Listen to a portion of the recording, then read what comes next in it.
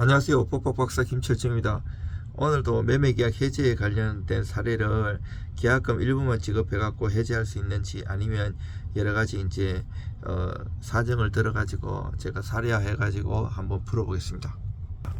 첨부 매매계약서에 대해서 아래와 같이 사건이 발생했을 때 물는 건데, 매매계약 체결당이 현금이 부족해 가지고 갑의 동의를 받아서 계약당이 1천만 원을 지급받고 나머지 1억 원은 다음날 갑의 계좌로 송금하기로 하였고요.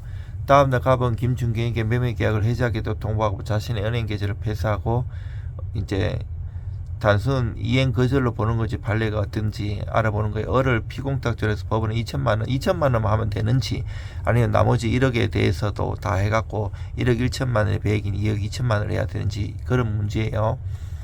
자, 계약이 적법하게 해지되었나? 그렇지 않다면 갑이 계약을 해지하기 위해서 어떻게 하나? 갑의 해지는 적법하지 않아요. 계약금 1억 1천만 원 중에 1천만 원만 지급된 상태에서 계약금 해지권이 발생하지 않아요. 해지 요령 없고, 만약 갑이 계약을 적법하게 해지하려면 을의 이행착수 이전에 약정 계약금의 배액 2억 2천만 원을 상환하면서 해지에서 표시를 명확해야 돼요. 민법 565조 1항 해약금의 법리, 이제 계약금으로 금전을 교부했대 상대방 이행이 착수하기 전까지 교부자 포기하고 수령자 배액 상환해서 해지할 수 있다는 유명한 법리가 있죠. 계약금 일부만 지급된 게 해제금 불성립이에요. 요거 판례가 명확히 했어요. 계약금 일부만 지급된 경우 해약금에는 해제권이 발생하지 않는다고. 그래서 전체 1억 더 추가하면 1억 1천만 원의 배액인 2억 2천만 원을 상환해야 된다는 거죠. 하고 이제 적법한 해지를 위한 요건, 만약 갑이 계약을 해지하려면 을이 이행에 착수하기 전에 중도금 지급 전에 약정 계약금 전에 1억 1천만 원의 배액인 2억 2천만 원을 상환하면서 해지 의사를 명확히 해야 되고요. 두 번째 질문, 을은 갑의 채무 불이행을 이유로 위 매매액을 헤어질 수 있는가? 할 수 있다면 그 방법은,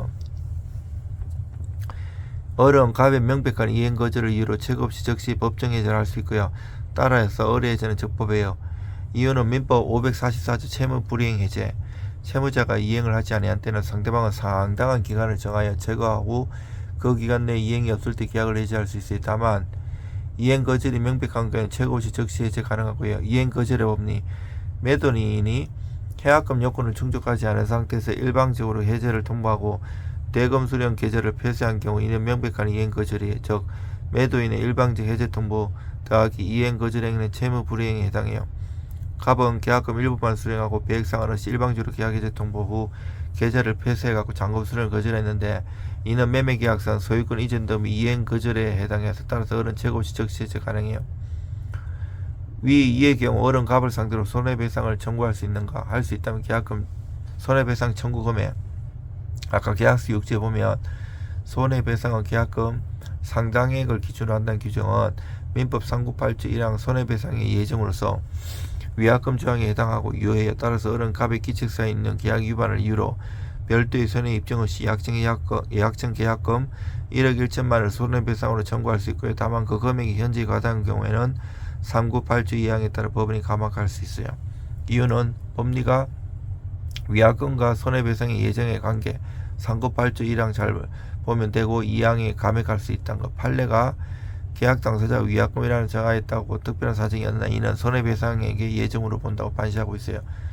사안의 계약지용 해석은 아까 계약서 6조에 보면 채무 불이행 시 손해배상은 계약금 상당액을 기준으로 한다고 규정하고 있고요. 이는 별도의 제재적 문구가 없이 채무 불이행에 따른 손해보전의 기능을 목적으로 해요. 따라서 본조항의 벌칙적 위약벌이 아니라 민법 398조 1항의 손해배상의 예정으로서의 위약금 조항에 해당해요. 판례의 태도는 매도인이 계약금 일부만 받고 일방적으로 해제 통보 계좌를 폐쇄한 경우 이행 거절에 해당하고요. 계약서상 손해배상은 계약금 상당액을 기준으로 한다는 조항은 손해배상의 예정으로서 유효해요.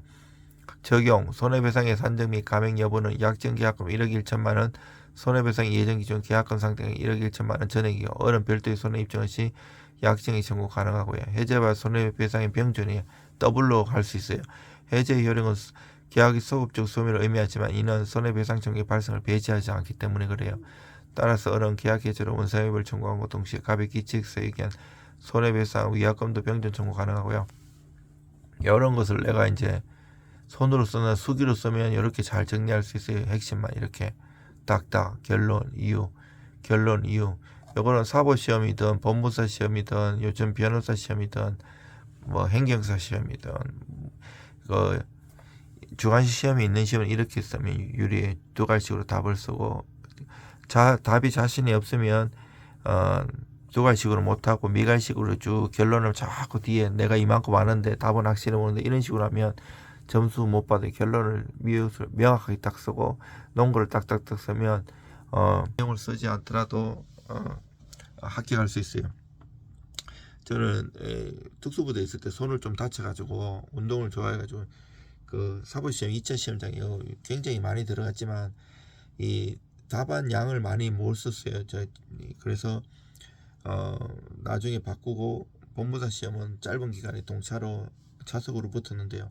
법무사 시험은 사법연수원 교수 부장판사 이상급들이 그 출제하고 채점하시기 때문에 실력이 굉장히 있으신 분이 교수님처럼 막 학생을 막 장하게 안 써도 정확하게 답과 논거를 기계처럼 딱딱딱 하면 점수를 잘 줬어요. 그 대신에 사법시험하고 다르기 때문에 막 아무리 많이 써도 기본 점수 안 주고 0점, 1점 이렇게 줘요. 실력이 제가 다른 아시는 분도 사법시험 그 하시다가 그 틀을 못 벗고 오래 더 공부하신 분이 있는데 선배님인데 이분은 막 사법시험 쓰듯이 막 장하게 쓰면 관계없는 거 아무리 많이 써도 다 0점이고 이래갖고 합격을 못 하신 분도 있어요. 여러분들 힘내시고 좋은 하루 되십시오.